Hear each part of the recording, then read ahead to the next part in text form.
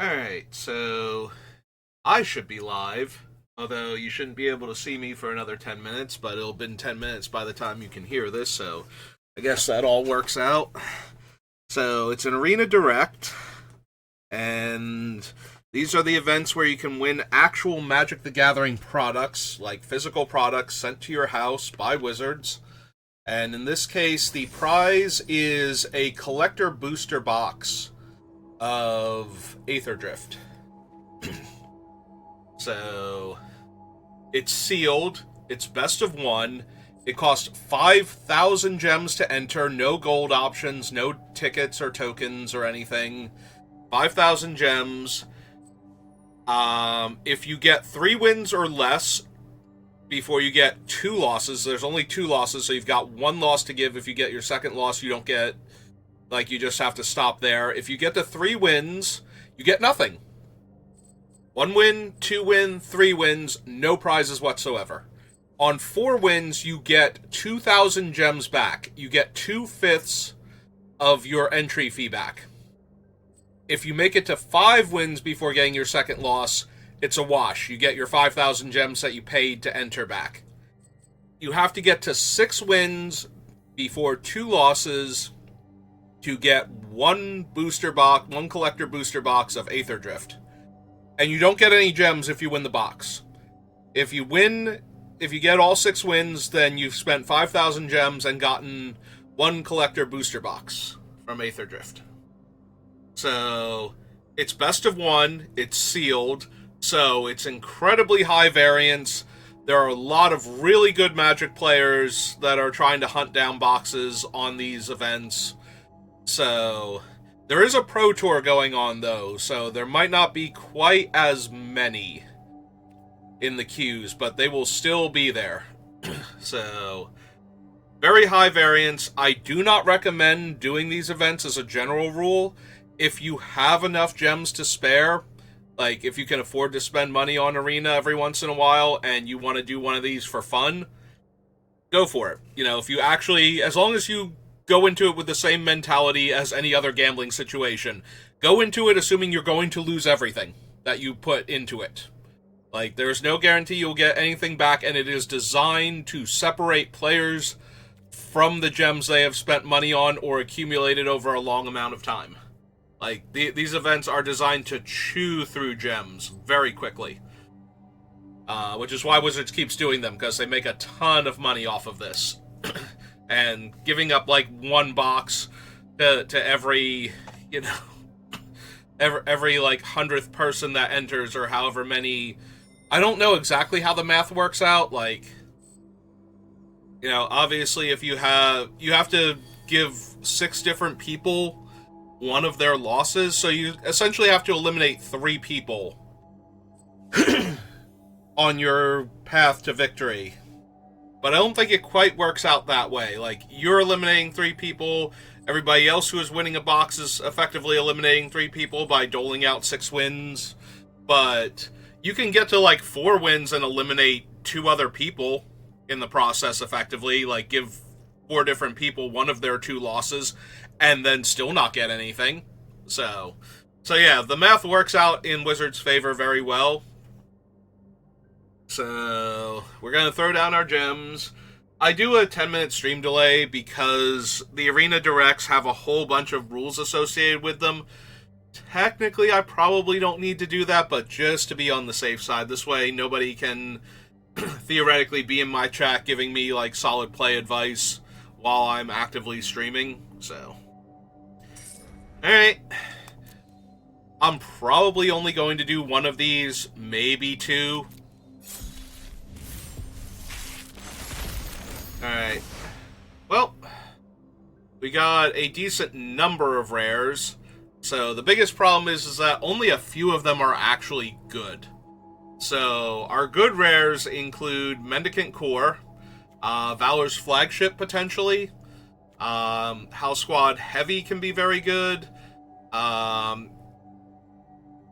Aghanisar Rex is very strong, 5 mana, 8, it just has amazing stats, and it's got a combat trick built into it on top of that.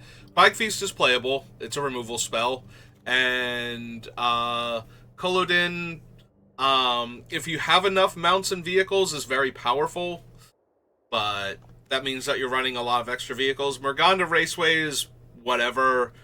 Bleachbone Verge is only good if we wind up wanting to run white-black, especially if we're in, like, white-blue and want to splash black, or white-red and want to splash black, since it will always produce the black mana, even if we're missing a plains.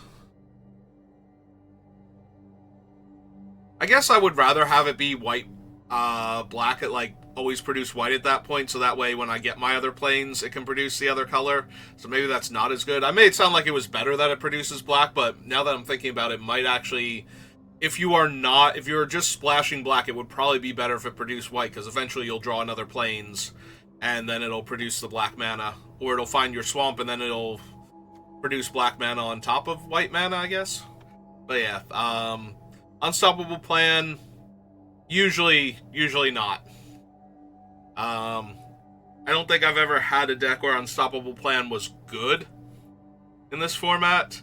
And Morgana Raceway, by the time you hit max speed, so there's no haste creature or creature that deals damage for like 1 mana that also starts your engines. And if you start your engines with a colorless source, you're also not dealing damage to your opponent on turn 1. So the fastest, at least in this format, so the fastest you can get to 4 speed is turn 5.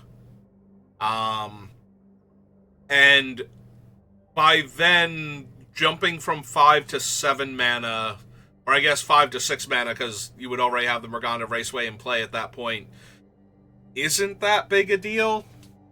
In Limited especially. Like, you can have draws where that would be relevant, but for the most part, this is a colorless land, and it's actively hurting you to not be able to cast your spells in the early game. So, alright.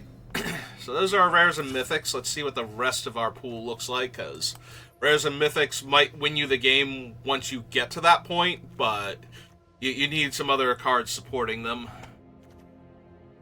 Alright, enhancements is kind of whatever. Collision Course is a removal spell. It can straight up kill an artifact, or it can kill a creature if you can deal enough damage to it. Gallant Strike is a removal spell for big guys. Spot Cycle's not terrible. Lotus Guard's fine. Like, it's a Windrake with upside. There are a lot of big reach creatures in this format, though. Like, Windrake is not at its strongest, but it's certainly not unplayable. I mean, the Armory would crew something like Valor's Flagship, but that's not really...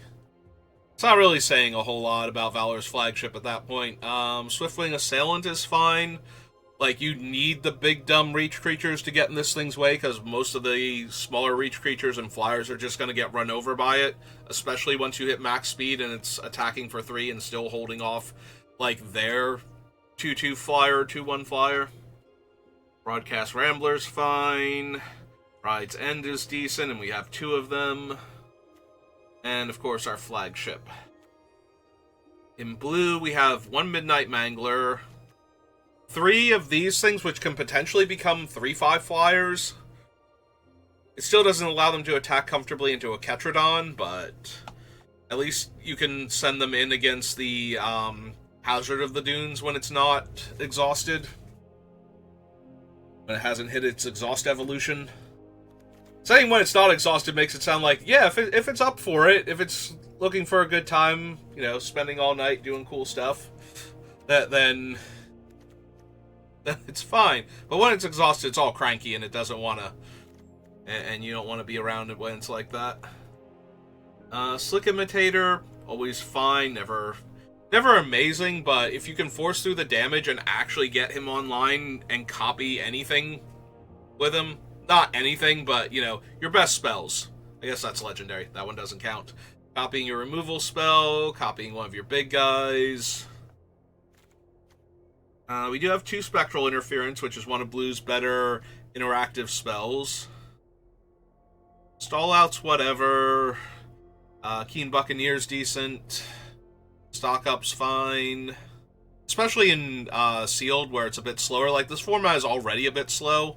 So anything that can give you card advantage over time, or like a decent boost of it in one shot, is worth considering. Alright, we have in black a bauble. Sideswipe when we already have a bauble, so that's not terrible.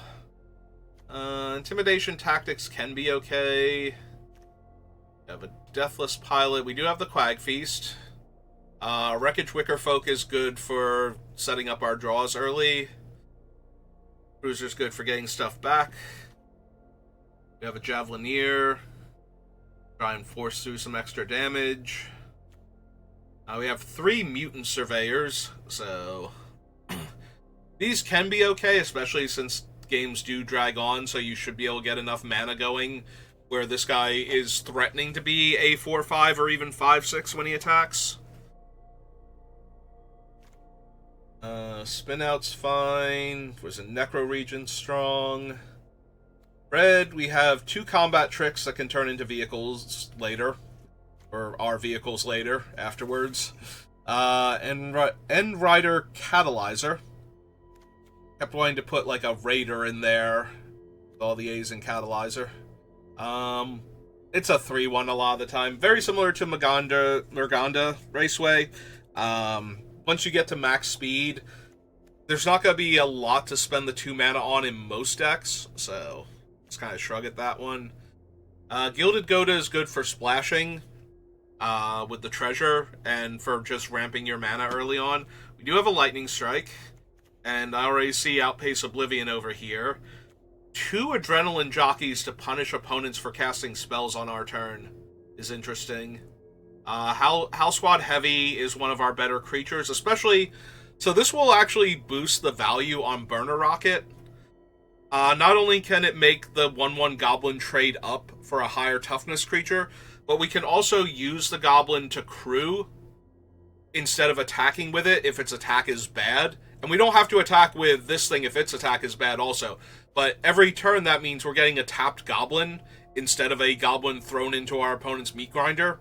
So eventually we will build out a wide board of Goblins under that. Pacesetter Paragon is okay. Glamorous Ironclad is another vehicle, so it's decent to crew. It's more expensive, so we would probably have to tap the House Squad and the token, or some other creature in the token to crew, but that's fine. But it also cycles for 1 mana, and it's a decent attacker. 2 Crash and Burns. Alright, our red actually looks pretty decent. Not gonna lie. I like the red so far. You don't really have enough stuff for Push the Limit yet. I haven't seen enough stuff anyway. Like, if we wind up red-green... I'm feeling a combination of red-green-white right now. Just by glancing at our green and remembering our giant dinosaur. Let's see, we have a Molt Tender to ramp with. Scurryfoot is 2 bodies in a trench coat. Silken Strength is a decent combat trick. I don't mind Venom Sac. It's not amazing, but there are going to be times where it just chips in for damage early because it just is terrible to block that thing when it gets saddled. Bestow Greatness is fine. Surveyor's Filler. Mole's okay. We don't have any of the, like, we don't have Sundial, we don't have the 4-1, and I don't see either of the 2 green ones here. Like, we would have passed the first one already. So yeah, this is just a giant... This is literally just a giant spider that can shuffle our deck if we want it to. Aganassar, very strong. Migraine Ketrodon might be green's best common. Let's see. So in red-green, we get a Boost Buggy. In white-red, we get Colodon, and we also theoretically get Valor's Flagship, which we could either cycle for a whole bunch of creatures or theoretically cast. If we had the white, like, tune-up, I'd be very, very interested in trying to run Valor's Flagship, even if we're just splashing white. We don't seem to have that, so... Triple white means it has to be one of our main colors, and I don't think it's going to be. We do pick up a few okay cards. We get a removal spell and scrap compactor. We have 2 rover blades, so if we do go the red-green beats package, we've got ways to push through a lot of damage not very quickly, but once we get going, it'll be very quick. Like, our opponent will go from 20 to dead pretty darn quick if they can't interact with our 8/8 trampler. No, I didn't mean leave, I meant backspace, but yeah. Wreck Remover. Excuse me.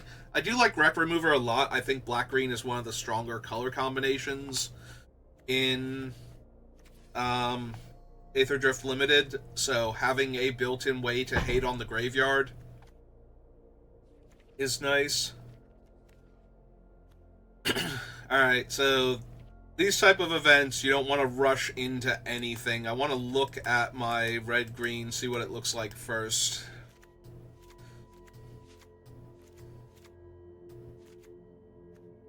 And yes, we were probably running both Crash and Burns. It's a sealed event. You definitely want your interaction. So no to him. Yes to those 2. Pick up the buggy. Our only actual fixing, except for specific colors, and the only one that we've got that fixes for a color that we're running plus another color is Thornwood Falls. Is the starting column, so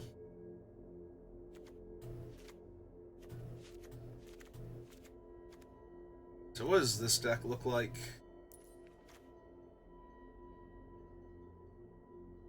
Because if we're not doing this, it might be green-white splashing red to give us access to Valor's flagship and the 2 rides ends. Yeah, our blue was only okay. It has like 1 decent card draw spell and a bunch of little flyers that get bigger over time and a little bit of interaction. Our black is okay, but not amazing. So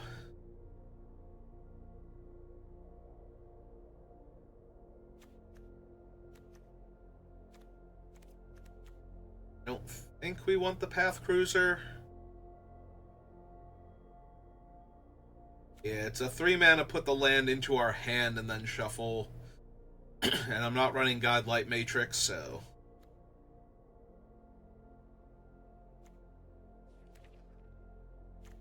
we're to do this. I do think this looks like our best option. We have a decent curve, we have a lot of interaction. We have a lot of difficult to deal with creatures, like things that need to be answered on different spots on the curve. Like the Lagak and the Boost Buggy are good early to push damage. The Howler Heavy and the Adrenaline Jockeys are good in the mid game, and then once we get to our top end, we have 2 really good, really powerful creatures. I especially like the Rex with the rollerblades, if we can do that. I don't think we need both rollerblades, though. I think that's a bit much.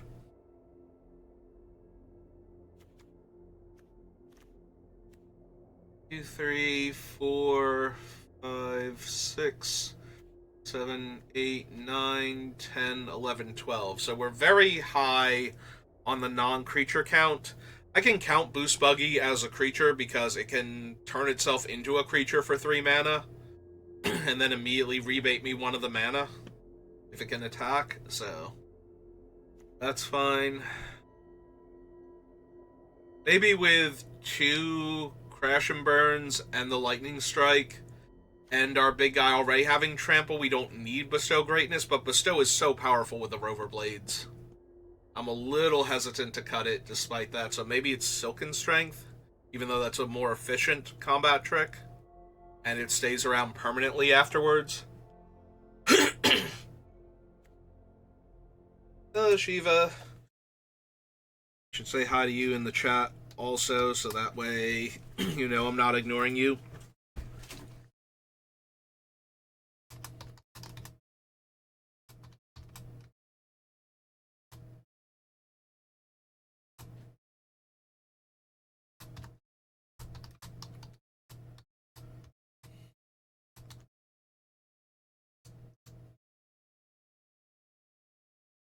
Okay. The Surveyor's only okay. Pacesetter Paragon is decent. House Squad Heavy's too strong. I do like the Adrenaline Jockeys. Like, part of me wants to get rid of the Catalyzer, because it's one of the weaker cards in our deck.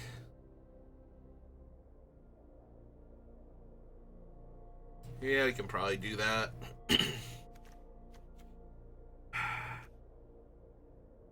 I think it has to be the Silken Strength. I want the Burner Rockets because of the interaction with House Squad Heavy. So I definitely want, like, 1 to crew vehicles that I can have out. Boost Buggy is still fine. Like, even if it's turned into a creature, it still has a crew cost, so we can still tap it. Or we can still crew it by tapping the Goblin tokens.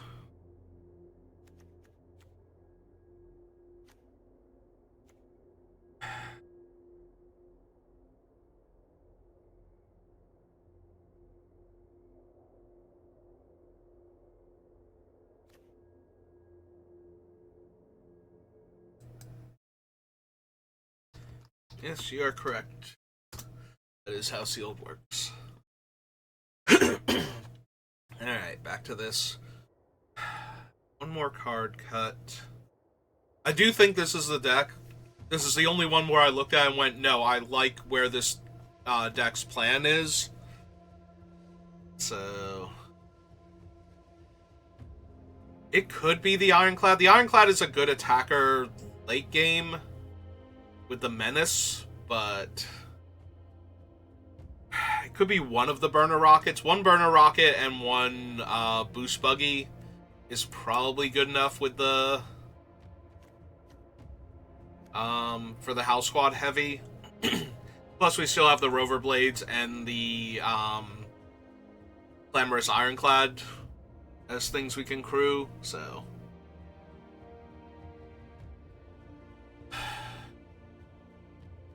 yeah, I don't want to lose Bestow Greatness when I have Rover Blades. I don't want to be too high on... I'm wondering if maybe the Scrap Compactor is worse in this deck than some of the other things. Like, we do want to get to 6 mana. We do have things we can play at the top end.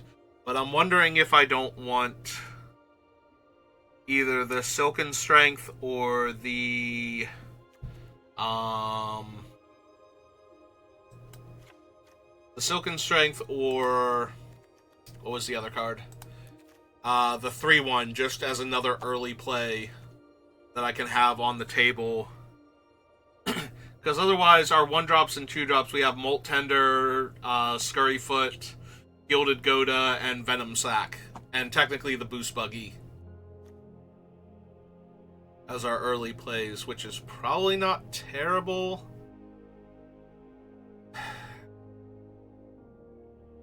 I think the second Rover Blades would be a bit much. Maybe I do just stick with the Scrap Compactor then. I could take out the Scrap Compactor for the other 3-1. That's also not terrible.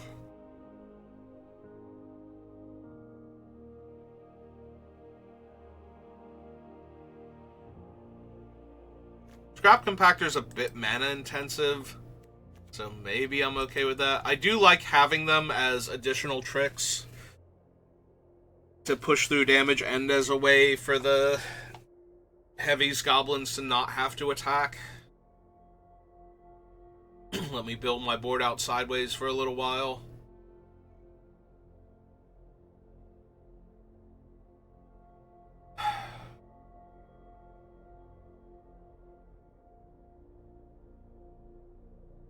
I could also put the Burner Rocket back in and bring in the Silken Strength, since that's more likely to maintain board position early. Like, if I use it to boost my guy and kill their thing, then I'm still on board and my guy is better now. Whereas if I use the Burner Rocket, it's probably either trading up or trampling over for a few points of damage. Like, it's not doing as much as the Silken Fist would, but then it's a better card to have on board with the heavy afterwards. This is the little decision where any one of these cards is situationally better. Like, sometimes it would be better to have an actual body on the board, sometimes it would be better to have the superior combat trick, and sometimes it would be better to have the vehicle that is a combat trick when it first comes down. Like, all of these are fine, none of these are perfect, and the Scrap Compactor, there will be times where the game just stalls out, and I will wish that the Burner Rocket number 2 could just spend 6 mana to kill a thing instead. So many options. And if you pick the wrong one, then you're out 5,000 gems, so. Or $25. Because if you buy the $100 gem packs, that is how the math works out. Why I don't like to do many of these. Also, literally cannot afford to do many of these.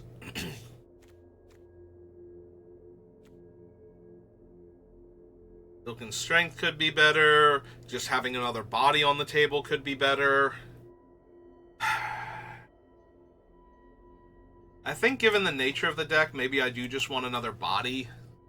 It's close, though. Like, if this one is saving another body and keeping me, like, keeping the pressure up, then I want this one more. And if I have things to crew this with and can use the extra damage to actually kill something important, then I'd rather have this one. But yeah, it's going to be, no matter which one, it's going to be, I wish I had the other one.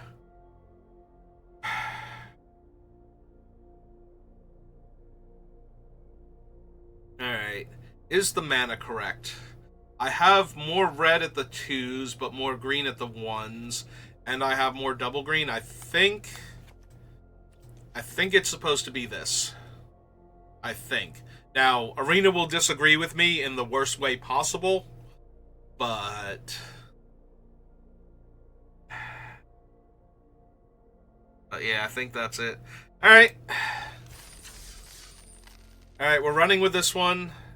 I do like the deck. I do think the deck is good, but it's such a high variance format. Like, it's so easy to lose 2 games and be done. Like, just bang, bang, bad draw, flood out, and be done with the entire event. So,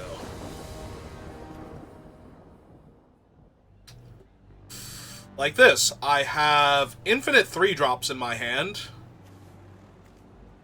and 2 out of 3 mana, so I'm going to keep, but if I don't ever draw another land, this is going to be a very, very short game. Or if they just have a very quick start and I don't do anything for the first 3 turns of the game. Oh good, a 2-drop I literally can't cast. Perfect. Thanks, Arena. So yeah, if I don't draw another land, this is going to be my first loss, almost definitely. Yeah, I came and he's not the one that cycles for 2 mana out of the 2 large bodies in my deck. And that is probably the game.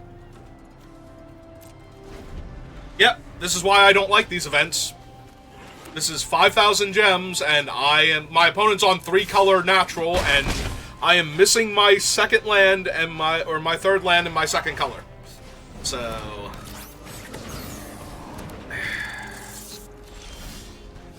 perfect. Now, so we're just gonna cast this and pass the turn. If I had hit a 3rd mountain, I probably would be not great, but okay here. But yeah, missing the 3rd mountain, or missing the 3rd land entirely is just going to be the end of it, and there's not a whole lot I can do. You could have attacked with that. It would have untapped itself. Alright, so I'm down to 11, and my opponent has infinite power and toughness on the board. So, let's start running out 3/3s. Alright, so actually they should have crewed the Legak, maybe? Just in case I had a lightning strike or something. Make me use it there. So if I block the 3/3, I would take 2, 3, 4, 5, 6, go to 5, lose my 3/1, assuming that they have nothing. Let's assume that they have nothing but land in their hand. Okay. I was gonna say, are they only attacking with the Legat? Because that would be amazing. All right, so I'm going to crew this thing, so that way I have more bodies total on board next turn, and attempt to trade for the Mammoth here. Okay.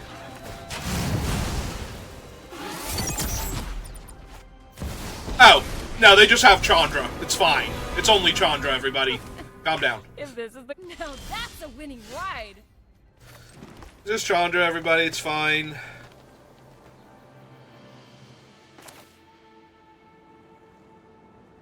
Alright, well, I gotta take her off the table, or I'm very, very dead. So... let's do that. Defend the rider. Is it? It's actually target permanent? Oh my god. Oh my god. Are you kidding me? I thought defend the rider was a creature, not target permanent. Okay. Okay, sure. Yeah, I would have struggled against Chandra to begin with. Like, if I had had my lands, she would still be the scariest thing on this board by a wide margin, so... oh, and they can crew both of those with their 0-4. Yep. Alright. Mm-hmm.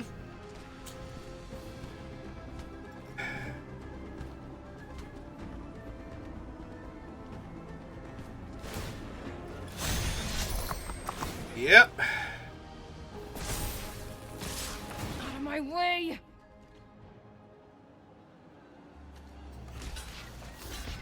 Block there. This is 3... oh, right, she gave it haste. 6, 7, 8, 9, 10, 11, so I have to chump on top of that. Yeah, we can probably just go ahead and scoop it up.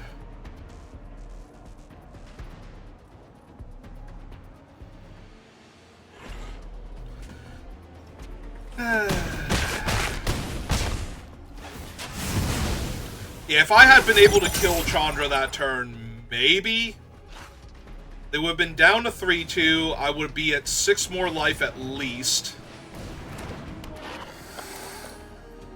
Or have had the option to not chump with the 1-1. Yeah, no. Nah, this game's a loss. Okay. I don't think that was a bad keep either. Like, obviously Arena did Arena things to me, but Arena always does Arena things to people, and there's no guarantee it would do it to me specifically that game just because it was set up to do it. So, if we had drawn that forest any point in time before we did, obviously, like, first or second draw would have been amazing, but at any other point in time. So yeah, so we already have a loss, so I need to get 6 wins in a row before getting another loss. No pressure. If I got 5 wins in a row, this game, like, the thing is a wash. So there's that. And 4 wins in a row gives me a tiny bit of money back, but yeah. We could very easily, like, rattle off 3 wins now and still get nothing. And we could also just very easily lose the next game.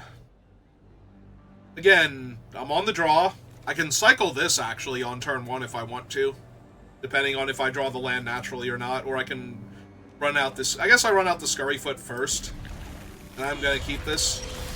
Okay, we found the land naturally. So...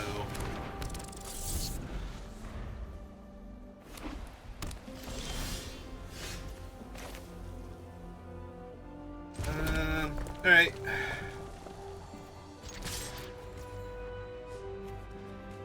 Yeah, for mana efficiency's sake, because I don't expect to Lightning Strike here end of turn, most likely, I'm just going to deal them the 2 extra damage, or encourage them to kill my 1-1 I spent 1 mana on. Okay, so they cycle that, deal me a damage.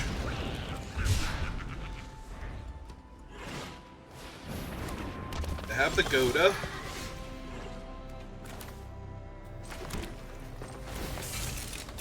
let's crew this. Attack for 3. Because they don't want to block. And then let's put a 3-3 in the way of their 2-2.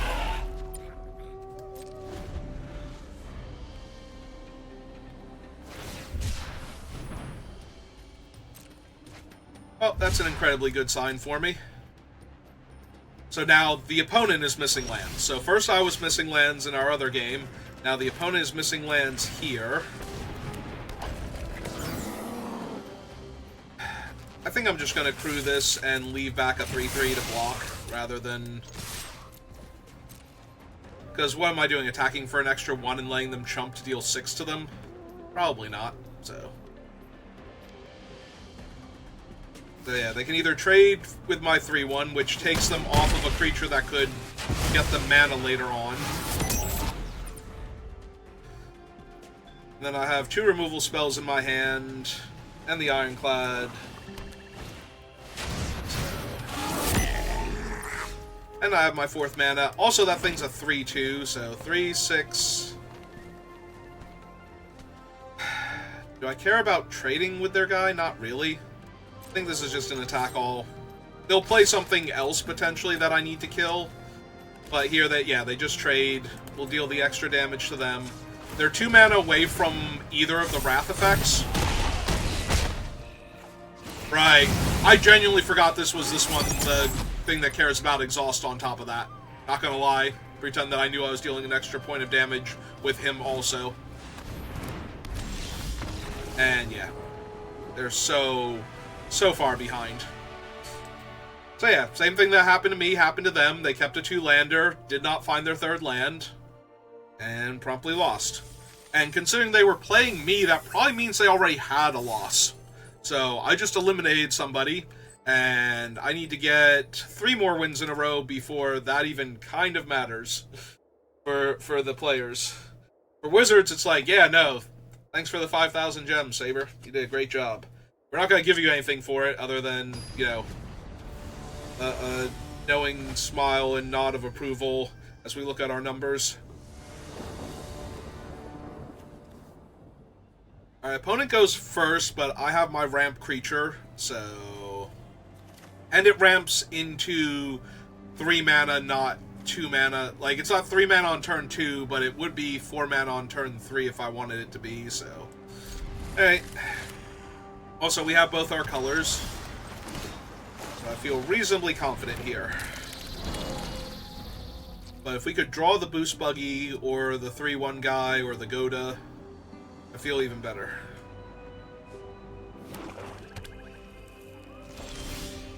Nope, okay.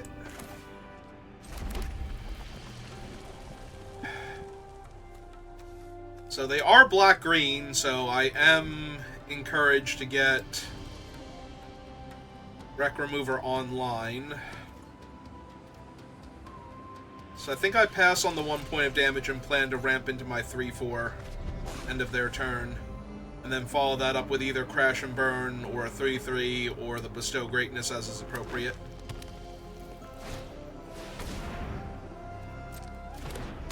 Ah, they're even gonna put some cards into their graveyard for me to target.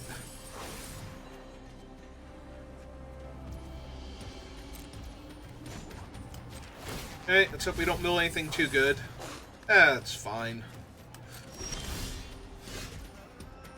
That is another land, though. I would have much rather had the Ironclad than the land.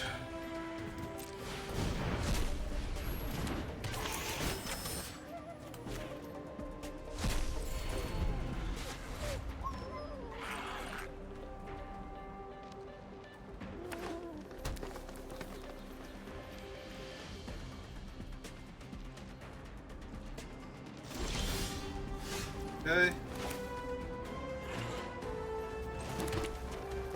I think I cast the Jockey first, make them do something if they're gonna do something, otherwise they take 4 extra damage.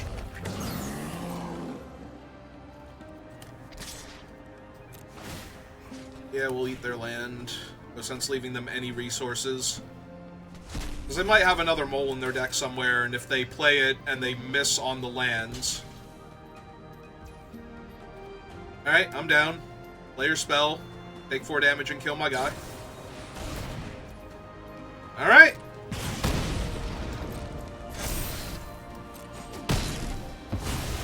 That is actually fine by me. They took 4 damage to kill my 3/4 and keep their mole alive. So later on when they have something much scarier, we might actually be able to kill it. And it put a card in my graveyard, so I don't have to mill a card now for my 1/1. Have it make mana. So I'll actually have 6 mana next turn to run out a 3-drop and cast Bestow Greatness if I need to.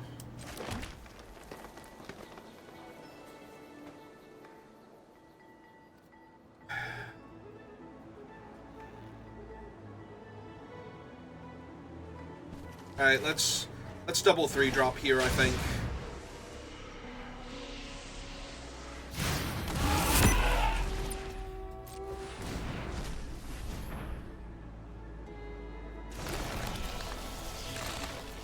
Just pass.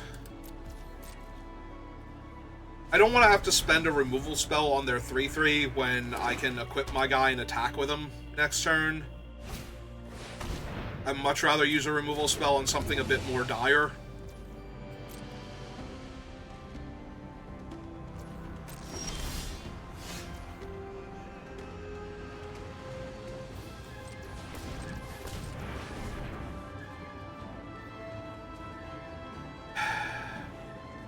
Shoot.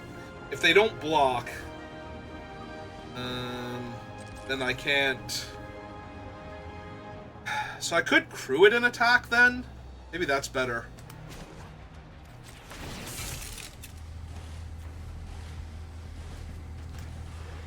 Yeah, I'd rather block with the Loxodon on the crackback. So...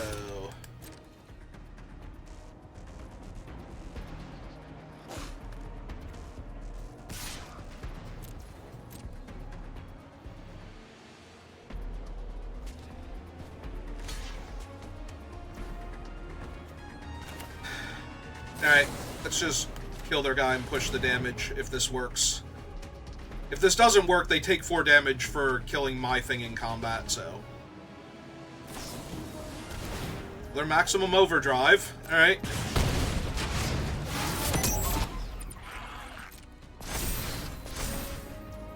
So... I should still hit them for... Do I hit them for 2 or 7? I genuinely forget how this works. I believe it still has the damage marked on it, so it should be 7.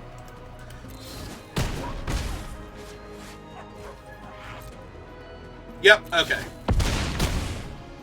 So that does knock them down to 6, and that does spend another card from them, and it domed them for 4 because they cast their spell mid-combat, so... They're actually dangerously close to just dying here.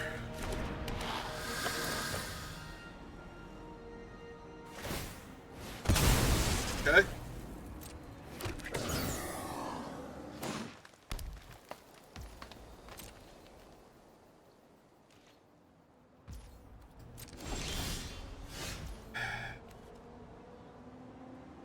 Okay, treasure, vehicle becomes an artifact creature, put a 1/1 counter on it. Nothing about it having haste, though. So let's see. If I kill the 4/5, they have 3 blockers to my 3 attackers. My 3 good attackers. Which they could go trade, trade, trade. And I can play the boost buggy post-combat.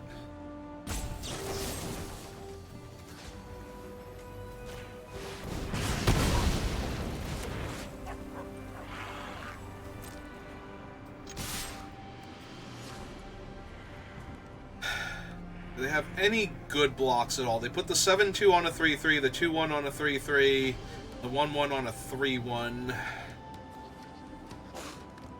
Maybe I don't need to trade the 3/1 then? Just attack them for 6 here. Let them go trade, trade, and then play the boost buggy post-combat.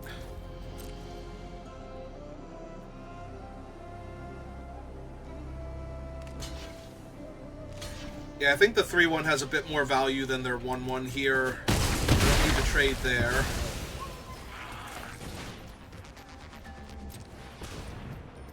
And we will exile Bestow Greatness.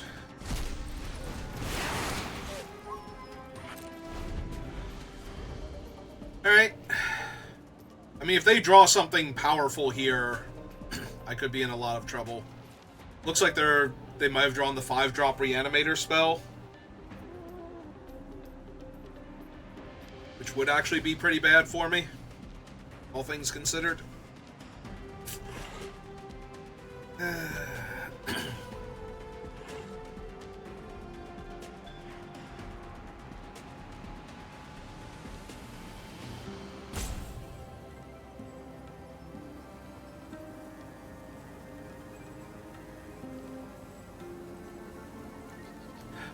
Best thing they can get back...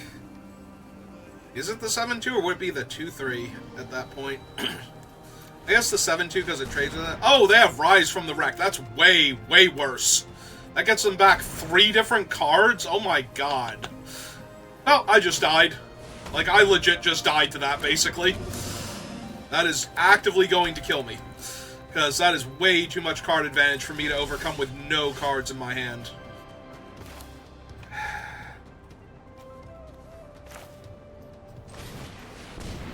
Hey, let's kill the 7-2, I guess.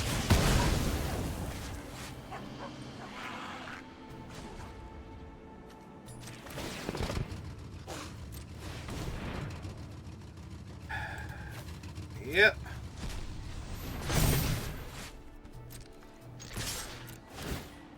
Alright, so we put them to 2 because I still have Lightning Strike somewhere in my deck. So, they trade with the 3-1. Oh, I put them to 2 without Pace Oblivion, never mind. Yeah, they have to block there. Okay, no, that worked out way better. Right, this is Outpace Oblivion. And I did remember it before it became Super Realm, but yeah, I just wanted to get them to, down to 2, so that way they would die to Lightning Strike. But yeah, Outpace Oblivion is actually threatening to deal the last 2 points of damage to them if they ever get that low, so they need 3 blockers this turn or they die. Or to somehow get to max speed in 1 turn, which is impossible. Like, actually impossible.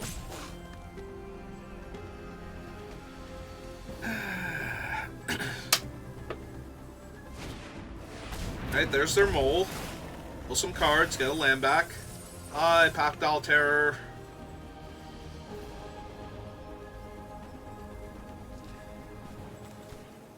Oh, right, they can get back that land, and if they play their Lagak, it comes into play untapped. That's 2 mana. So they could actually put 3 bodies on the table this turn.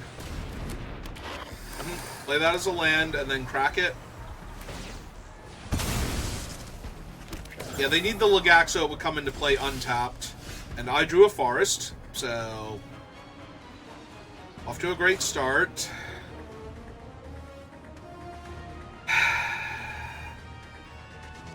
They have 2 unknowns now, right? Like, neither of these cards are known to me? Alright.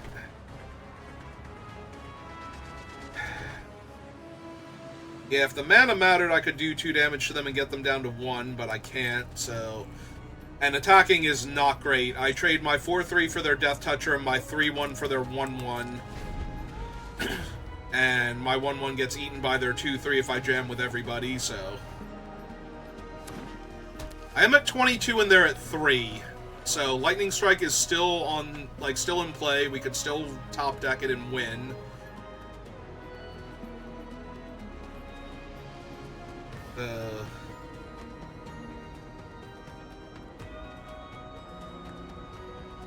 Yeah, I wish it'd have also thing. Ooh! Oh, God. I really need to find Lightning Strike, because that thing's just going to bury us. They already have so much card advantage from the other thing. Yeah, that doesn't save them, because Lightning Strike plus Outpace Oblivion does still kill them. But it's another body in my way, and it's a 4-5 on top of that, so... I mean, they can attack. Yeah. As technically they could attack if they really wanted to. Alright. On Gilded Goda. Get out there. Do your thing. Be another body on the table. Help me go wide around this opponent. In theory. Yeah, I need my Howler Heavy if I'm not going to draw Lightning Strike anytime soon. And if they find any more artifact creatures, because they don't currently have any in their graveyard. Yep. Yeah, I'm just going to get buried in card advantage if I don't find one of my things soon.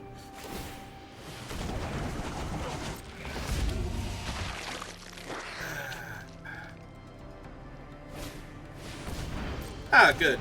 They were able to double spell this turn. Perfect.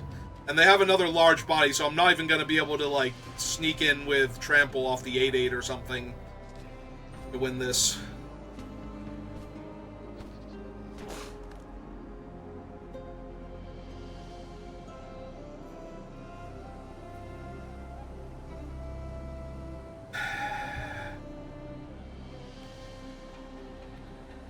Come on, just make it easy. Just give me the lightning strike already.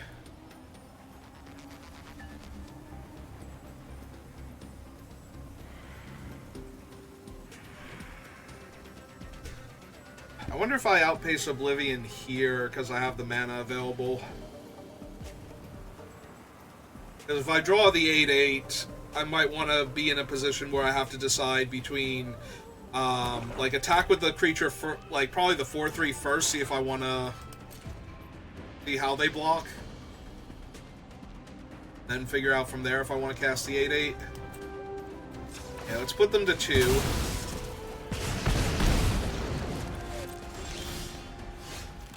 Taurus is not what I wanted to see, obviously. Yeah, this might be over now.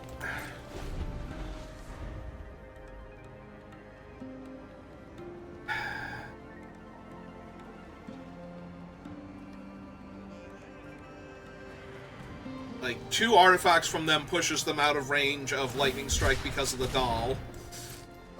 I do like seeing that, because they didn't make their guy a 7/7 yet.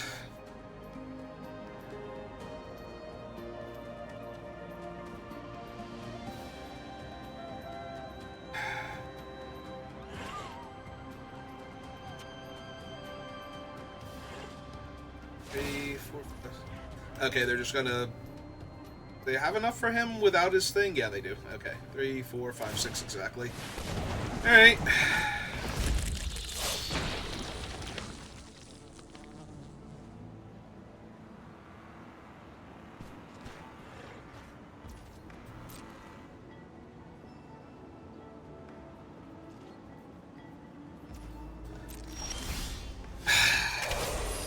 Just soul crushing every time I draw land here. Like, if I could know I was drawing land, I could mill with the Molt Tender here, but the problem is if I actually milled the Lightning Strike, I just lose, so... But we're getting to the part where I'm just going to lose regardless, because they're going so wide around me, so... And technically the odds are much higher that I mill anything other than Lightning Strike, but as soon as I activate this thing, now that I'm thinking about that, I will definitely mill Lightning Strike and die. So. Or the dinosaur that could potentially... Although, how is it going to trample through? Like, if I attack with the 4/3, they just throw everything in front of it. Like, in case it's the... in case it's 2 tricks. You know, like, plus X power, first strike, and a trample trick at the same time.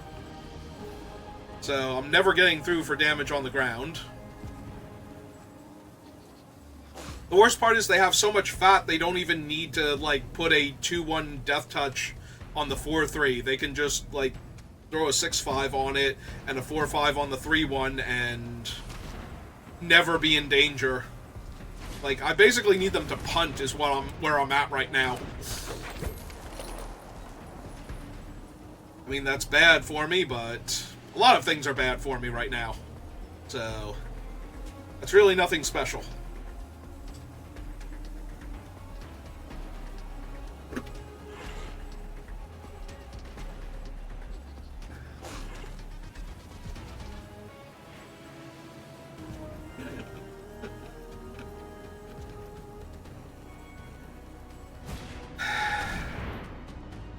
Sure.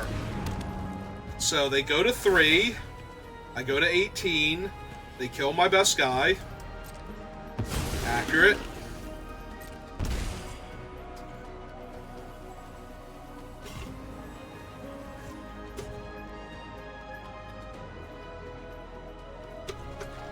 Alright, opponent. Go for it. Do your cool thing. Attack me with a random 8-3 with no cards in hand. So they can deal 7 to me when I trade for it here. So I basically do not have another turn after this one, regardless of if I block or not. So... Alright, I have absolutely no ways to make this guy unblockable or deal damage equal to my creature's power. Yeah, none of those sound like things that are actually in the format, so...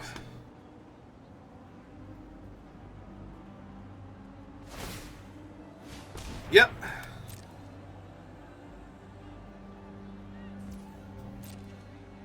It is in fact an 8-3 trampler on my 3-1.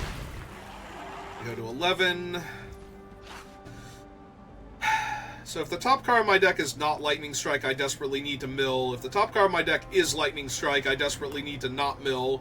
And if Lightning Strike is on the bottom of my deck, then there's absolutely no way I can win this game regardless. And it doesn't even matter. Alright, sure. Let's mill a random card. See if it's Lightning Strike. It was not. But neither was that. So we lose. I really wish I could actually pick up my deck and see where the Lightning Strike was. Alright. I don't know, maybe they punt? Maybe they don't win this turn? I don't know how. Maybe they play so scared that I do actually get to live. Well, now they know I have nothing, so that's great. So now if the math just works out for them, they can go for it. They have a 6/5 menace creature that they're crewing with a 1/1. Yeah, I'm pretty sure they just attack all and I die. But who knows? Maybe they don't do that.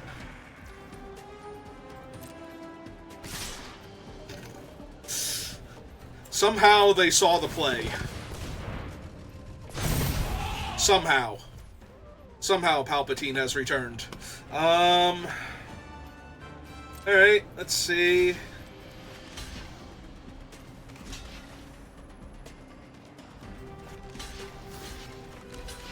I mean, this is literally just blocking as much damage as is humanly possible, which is not enough. Because this is already 8, 9, 10, 11, 12 before they give trample? Yeah. Alright, well, we tried, and failed spectacularly.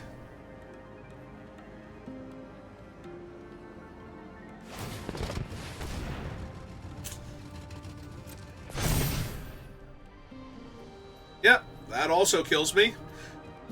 I am literally dead 10 million different ways here. Just go to damage, damn you. You know what's in my hand. Yep. Give the Death Toucher trample, so that way it actually hits me for another point. Although it's on a 1/1, so it doesn't really matter. Yeah, no, I think you got me. I think. Let's let Arena do the math real quick. Oh yeah, I went to -10. Yep, you totally had me there. Yeah, I really wish I could pick up the deck and see where the Lightning Strike actually was. Because I realized way too late that I could have been milling with Molt Tender to try and find it. Of course, there's always a chance that I hit it. You know, the Lightning Strike is where it is in the deck, and milling at random to try and get to it is not the best strategy in the world, but there are so many cards left in my deck, and only one of them was Lightning Strike, and I desperately needed to find it, so as long as I don't mill the Lightning Strike, every time I mill a card, it's better for me. But yeah, they just buried us in card advantage after we almost had them. If they had just misblocked that one turn where I thought the correct block was the misblock, where they just eat my guy and go to 2, and then I remembered what my own cards did. So yeah, so we ruined like one person's day, and now we're out. And now if that person loses, since they were presumably in the X1 bracket also, since they were getting paired up against me, they will also not get anything at 2 wins and 2 losses. So yeah, this thing is just a gem abyss for Wizards to make tons and tons of gems off of. Obviously, it would feel amazing to win the boxes if, I play in the events where I actually want the boxes. Like, if the box has zero interest for me, I don't bother. But, because it's like, I have my boxes from that set. I have every card in the set now. Like, I do not need extra copies of the rares, right? It's not worth it to spend $25 functionally to try to win a box that I don't really need anything from the box for. So the box has to either have incredible value in and of itself, like the Modern Horizons 3 boxes, or it has to be something that I actually need cards from the set. And my Aetherdrift boxes did not yield a full set. I am missing a bunch of cards, actually, including some of the more expensive cards, So I would love to crack a collector booster of this and try and finish off the rares and mythics I need. But yeah, that's going to do it for me for right now. Let's claim our nothing. We actually have to claim our nothing before it would allow us to participate in another event, but I don't think that I'm going to. This is 10 drafts worth of gems plus another draft in gold, plus the gold left over for buying things from the store in case there's a draft token down the road. So I kind of want to play more Aetherdrift, like normal Aetherdrift. So we'll probably do that later. Like, I'll take a bit of a mental break because playing one of these things is just savage. Like, I just spent what is it? Three regular drafts worth of gems to get stone nothing for my time. So yeah, I don't like to do a lot of these. I do it for the content primarily, and because, like I said, if I actually won a box, it would be really cool. So I'm probably not going to do another one of these. I'll probably save the gems for the next time they do one of these things, but that's going to do it for me for right now. So thank you for watching, and I will see you next time. Have a good rest of your day.